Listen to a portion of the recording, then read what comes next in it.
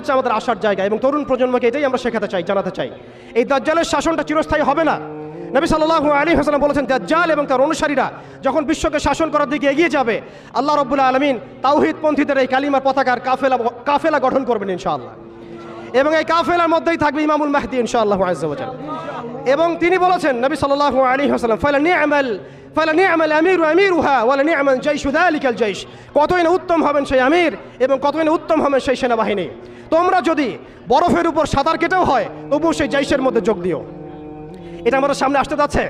পৃথিবীর প্রত্যেকটা জায়গায় আপনি দেখবেন তাওহীদপন্থীদের কাফেলা গঠন হবে, ইসলামী রাষ্ট্রগুলো দাঁড়িয়ে যাবে ইনশাল্লাহ। আপনি দেখেন সিরিয়া পরিবর্তন হচ্ছে, আপনি দেখেন আফ্রিকা পরিবর্তন হচ্ছে, আপনি দেখেন বাংলাদেশ পরিবর্তন হচ্ছে, আপনি দেখেন প্রজন্মের চোখের মধ্যে তাওহীদের ক্ষুধা, আপনি দেখেন প্রজন্মের চোখ জলজল করছে, তারা ইমানের দিকে আসছে, আমলের দিকে আসছে, ইসলামের দিকে আসছে। সময়, time is closing down to the আখিরুজ জামান ইনশাআল্লাহ আযজা ওয়া জাল।